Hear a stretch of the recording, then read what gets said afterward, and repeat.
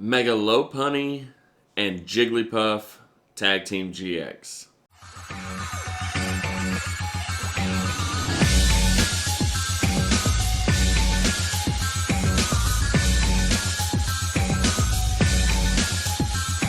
Hey trainers, welcome back to Pokemon Deck Check. I would be Poke Dad, and the Dancing Bear wanted me to share with y'all something that he's been working on, and we'll go through it, and I'll give my opinion on it.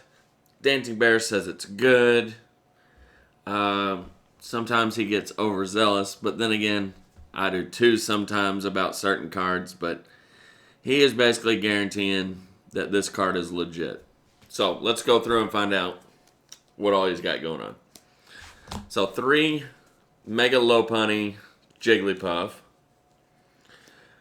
3 Mewtwo Mew, 3 Dedenne,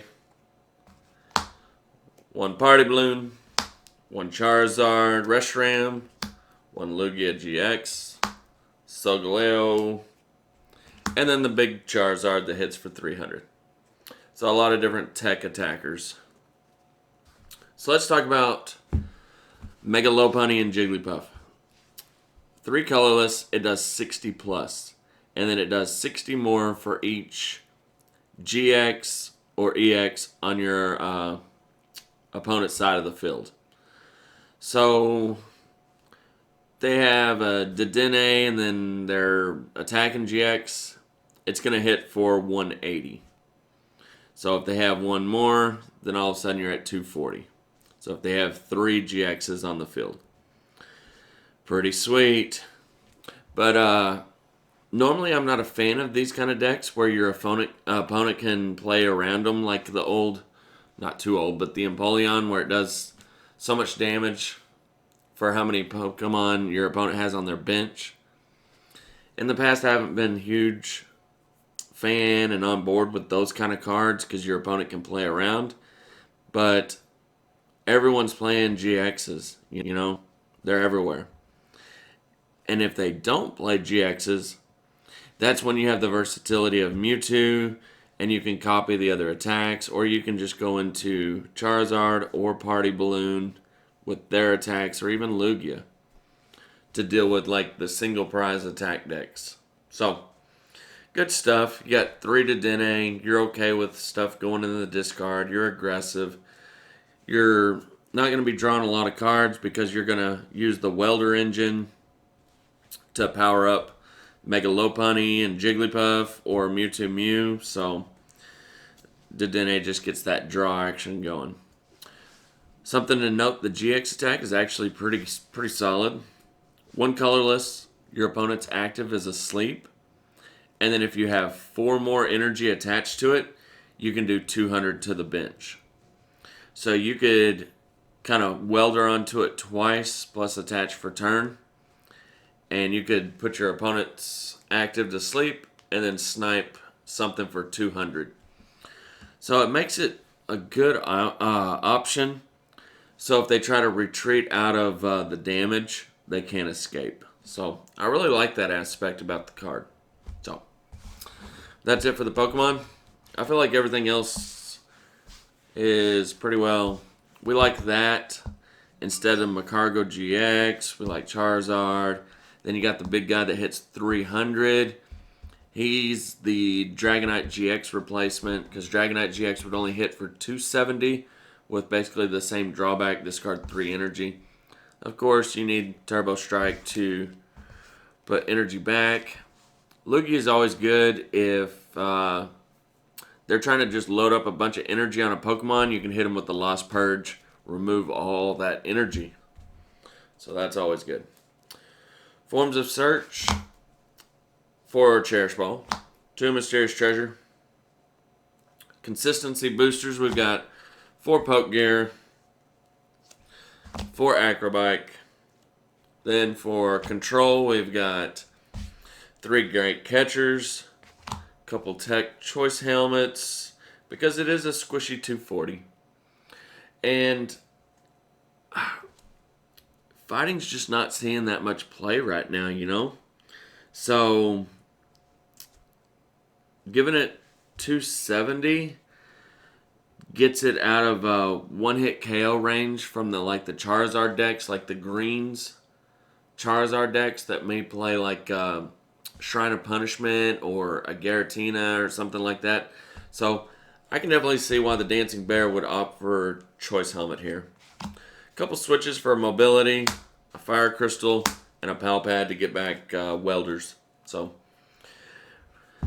it's pretty standard stuff. I mean, this is kind of like the skeleton for any of the Mewtwo Toolbox decks. So I feel like it's tested, proven concept. There is room for techs. The Choice Helmet, Pal Pad.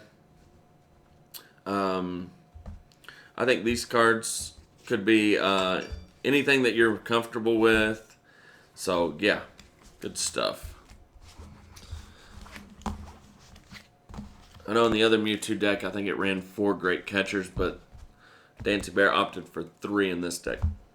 Supporters, pretty bland, nothing spicy. 4 Welder and a Hapu. Hapu's good. You want to get stuff in the discard, grab a couple cards, so it's good. You want to be playing Welder each turn. You got the Pal Pad, so that could actually be 6 Welders. So, good stuff. And then you always have Turbo Strike that you can copy to power up. Stadiums, again, nothing special. 3 Giant Hearth, and then a Heat Factory. I feel like at this point, we're just playing the same record, you know. Those stadiums are just great. They're just awesome. No other way to explain it. No reason not to play them. Then we have some new additions. 4 Draw Energy. 4 Fire. 8 Fire. 10 Fire. Draw Energy, we're testing it out. We've liked it so far. It's a good... in Magic, it would be referred to as a cantrip. It's basically a deck thinner. So what you can do, you attach to Lopunny, and then you draw a card. And then you can Welder. So it's a good just option, because, I mean, Mewtwo can copy it. The attack's colorless, so there's no reason not to use the Draw Energy. You could actually play Recycle Energy if you want to. That way you always have an attach for turn if your Pokemon gets knocked out. But we're liking kind of the cantrip, where you just put it down, draw a card. You know, I like it. I think it's good. So I think it's under the radar. So that's it. I've expressed my concerns specifically around the card. I think the card's good, but I'm not a fan of cards that your opponent can kind of manipulate their board state to play around it. And the Dancing Bear, realizing that, and just, okay, if you want to just limit your bench size, then I'll just use Mewtwo Mew, and I'll copy the big Charizard GX or something. You know? So, definitely good stuff. I like it. I think it's solid. Is it better than the regular Mewtwo Toolbox?